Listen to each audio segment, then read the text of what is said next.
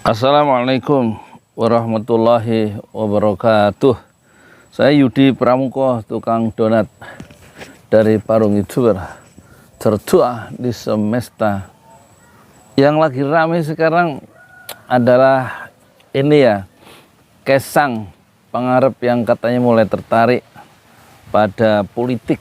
Mungkin dia akan merebut posisi dari bawah katanya, nggak mungkin langsung presiden katanya. Ya dia juga harus tahu diri itu sebagai the newcomer, harus mulai dari bawah untuk mengakumulasi pengalaman. Kalau ada yang bertanya apakah saya Yudi Pramuko setuju dengan dinasti politik, sangat setuju ya, karena nanti akan dikelola negara ini, akan diatur negara ini oleh orang-orang yang ahlinya dan memiliki satu sanad politik, kira-kira gitu ya. Seperti sekarang Jokowi presiden, itu memang lebih bagus, memang harus membangun dinasti politik sejak sekarang supaya nanti generasi kedua ketiga itu ahli di bidang politik dan mengaca pada pengalaman dari kakeknya, dari ayahnya, dari pamannya dan seterusnya. Makanya Bobi sebagai wali kota Medan itu satu peran-peran sejarah sedang dia mainkan untuk diwariskan ya nilai-nilai perjuangan di level politik dalam mengatur masyarakat dan dalam mensejahterakan masyarakat itu untuk generasi berikutnya ya. Begitu juga sekarang Gibran sebagai wali kota Solo, mulai dari memimpin 300.000 orang Solo, bagaimana mensejahterakan 300.000, dan itu tidak mudah supaya tetap selamat dalam kepungan anggaran ya dalam proses-proses pembelian pengadaan barang dan juga apa namanya itu barang dan jasa. Itu memang itulah, cuman itu aja sebenarnya ininya apa bahayanya, bagaimana negeri ini tidak dikuasai oleh para maling-maling sebagaimana yang dideskripsikan oleh Jeffrey Winters ya, bahwa negeri ini yang dikuasai oleh para maling-maling. Kenapa dia punya kesimpulan sebagai seorang Indonesianis, punya kesimpulan yang agak negatif? Ya memang kita nggak ada pengalaman di bidang bagaimana cara mengelola kekuasaan dengan yang bersih, dengan yang adil, dengan yang jujur, sehingga begitu masuk pertama kali tanpa ada pengalaman, terus orang itu langsung kehilangan perspektif ya. Waktu dilingkungi, dibanjiri dengan anggaran yang triliunan, yang miliaran, sehingga seolah-olah uang itu milik dia. Kenapa? Karena tidak punya referensi, dari pihak keluarga. Bapak ibunya bukanlah seorang politis yang sukses gitu, sehingga dia merasa tidak punya semacam kerangka teori dari pihak keluarga bagaimana mengelola kekuasaan dengan baik. Jadi dinasti politik itu bukan hanya sebuah sebuah kewajiban, malah dia sebuah bukan hanya sebuah keharusan, tapi sebuah kewajiban dalam sebuah keluarga yang memang minatnya adalah politik ya. Dan kita sudah diberikan contoh Soekarno setelah berpolitik sejak muda ya, yang dengan kata-kata yang terkenal waktu dia masih remaja, saya ingin Indonesia merdeka 100% hari ini juga gitu ya. Dan kemudian lawan-lawan politik Soekarno muda akan mengatakan yang sebaliknya. Soekarno jangan merdeka dulu, kata lawan-lawan Soekarno sebelum Indonesia merdeka. Kita punya masyarakat Indonesia itu miskin ya, lemah, jadi nggak berpendidikan. Kita didik dulu masyarakat kita, sudah pinter baru kita merdeka. Tidak, kata Soekarno, kita merdeka dulu, kita bebas dulu secara politik dari penjajahan Belanda. Setelah kita merdeka secara politik, maka kita didik masyarakat kita. Nah, kemudian ucapan Soekarno yang mengatakan bahwa saya ingin merdeka, Indonesia merdeka 100% hari ini juga, itu tercapai 25 tahun kemudian, 17 Agustus 1945.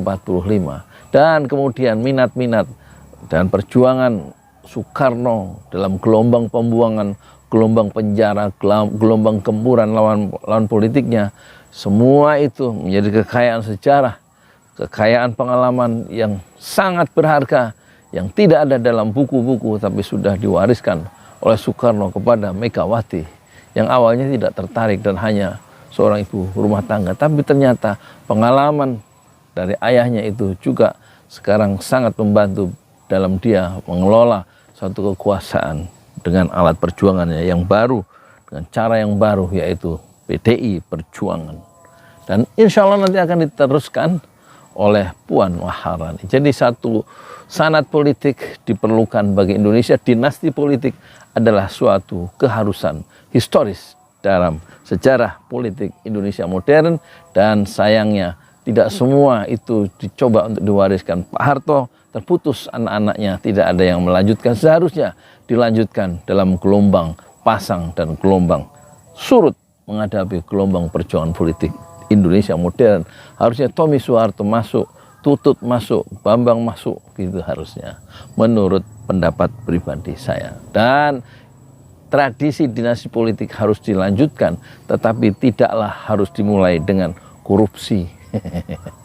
Korupsinya dihilangkan. Itu tradisi politik berpolitik itu ada satu pekerjaan yang mulia. Tradisi itu putus di zaman Pak Nasir sebagai Perdana Menteri NKRI tahun 50, dan dia menjadi Perdana Menteri dari sebuah negara kesatuan Republik Indonesia yang pertama, tetapi Fauzi tidak melanjutkannya sebagai anaknya. Terus kemudian Ida anaknya juga tidak melanjutkan, dan anaknya yang 6 itu semua atau 5 tidak melanjutkan pekerjaan besar bapaknya di bidang politik. Sayang sekali ya, Buya Hamka juga tidak ada yang melanjutkan yang anaknya 9 itu. Seharusnya ada yang melanjutkan, dan alhamdulillah ya, AR Baswedan dilanjutkan oleh cucunya Anies Baswedan. Dan Anies Baswedan tentu akan jauh lebih baik dalam mengelola negara, karena dia selalu terkenang oleh perjuangan kakeknya, yaitu Abdurrahman Baswedan, yang dulu mendirikan Partai Arab Indonesia. Dan dialah ketuanya AR Baswedan, dan dia juga bersama Agus Salim kemudian meneruskan atau berjuang ya selama 6 bulan melobi negara-negara Islam untuk mengakui kemerdekaan Indonesia. AR Baswedan bersama-sama Agus Salim dan tim diplomat-diplomat yang hebat dari Indonesia, sehingga seluruh negara-negara Arab adalah negara-negara yang pertama kali mengakui Indonesia yang baru merdeka. Dan jasa dari AR Baswedan yang sudah merintis jalan hidup yang baru, jalan perjuangan baru dalam membentuk dan mengisi kemerdekaan Indonesia di hari-hari awal, itu tentu janji-janji proklamasi yang selalu diingat, selalu diulang-ulang Anies Baswedan untuk menunaikan janji-janji proklamasi yang sudah dulu dijanjikan oleh para pendiri bangsa ini, termasuk oleh kakeknya AR Baswedan. Itu adalah satu modal yang besar ya di dalam meneruskan cita-cita perjuangan dalam sejarah politik Indonesia modern, supaya Indonesia, bangsa kita yang besar ini, tahap demi tahap menjadi sejahtera, menjadi manusia yang lebih jujur, menjadi manusia yang lebih adil. Sayang sekali Hatta sebagai wakil presiden tidak diteruskan oleh anak-anaknya, oleh Halida, oleh yang lain, tapi kemudian cucunya Gustika itu mulai mencoba untuk memasuki atmosfer politik Indonesia modern dengan pendidikan yang cukup, dan itu diperlukan sebuah usaha untuk membangun dinasti politik, sebagaimana Amerika juga memiliki sebuah dinasti politik, yaitu klan Kennedy, John F. Kennedy. Dan itu satu tradisi yang bagus dalam keluarga. Ada yang jadi senator, ada yang jadi wali kota, ada yang jadi presiden dalam pemerintahan di Amerika. Pengalaman yang berharga dari generasi sebelumnya, sebagaimana Anies Baswedan mewarisi satu tokoh yang penting, yaitu AR Baswedan, yang membentuk Partai Arab Indonesia dengan tujuan Partai Arab Indonesia itu, PAI itu, Indonesia Merdeka. Begitu tujuan Indonesia Merdeka tercapai, maka Partai Arab Indonesia itu dibubarkan oleh AR Baswedan. Ini satu pola kepemimpinan, pola perjuangan yang bisa dijadikan satu contoh, satu referensi bagi generasi berikutnya untuk semakin matang membangun Indonesia modern kita, sebagaimana SBY sekarang diteruskan oleh AHY, begitu juga Gus Dur, tidak ada yang meneruskan kecuali diteruskan oleh ponakannya, yaitu Muhaimin Iskandar. Seharusnya Yeni Wahid itu meneruskan perjuangan dari ayahnya, karena Gus Dur juga diwarisi semangat untuk mengabdi kepada Republik itu dari sang ayah, yaitu Abdul Wahid Hashim, yang wafat dalam usia sangat muda, 39 tahun. Tapi Wahid Hashim yang pernah menjadi Menteri Agama di era-era awal kemerdekaan itu sudah menyumbangkan sesuatu yang besar sebagai tim kecil ya, tim 9 yang kemudian merumuskan Pancasila, pembukaan Undang-Undang Dasar 45 yang kemudian disebut sebagai Piagam Jakarta pada tanggal 22 Juni 1945 yang disebut sebagai Jakarta Charter, yang kemudian dirumuskan menjadi 5 sila. Dengan sila pertama adalah ketuhanan dengan kewajiban menjalankan syariat Islam bagi pemeluk-pemeluknya, yang kemudian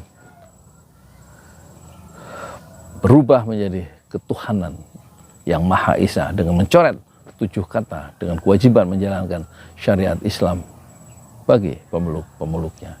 Jadi kembali ya kepada B.J. Habibie yang pernah menjadi wakil presiden, itu tentu tidak diwarisi atau dia tidak mewarisi satu tradisi politik, meskipun dia pernah jadi presiden sebagai pengganti dari Pak Harto yang mundur 19 Mei 1996, tapi tradisi keilmuan sebagai ahli pesawat terbang sudah dilanjutkan oleh Ilham Habibie. Jadi tradisi dalam keluarga membangun keilmuan, membangun politik, membangun kewirausahaan, membangun budaya, seharusnya itu dimulai semuanya dari keluarga, dengan muyul, dengan kecenderungan, dengan ketetapan hati yang sama, yang pernah diwariskan atau dirintis oleh kakeknya, oleh orang tuanya, atau oleh pamannya. Jadi dinasti politik dalam konteks bangkitnya keinginan untuk berpolitik dari Kaisang Pangarep adalah sebuah usaha yang mulia. Assalamualaikum warahmatullahi wabarakatuh.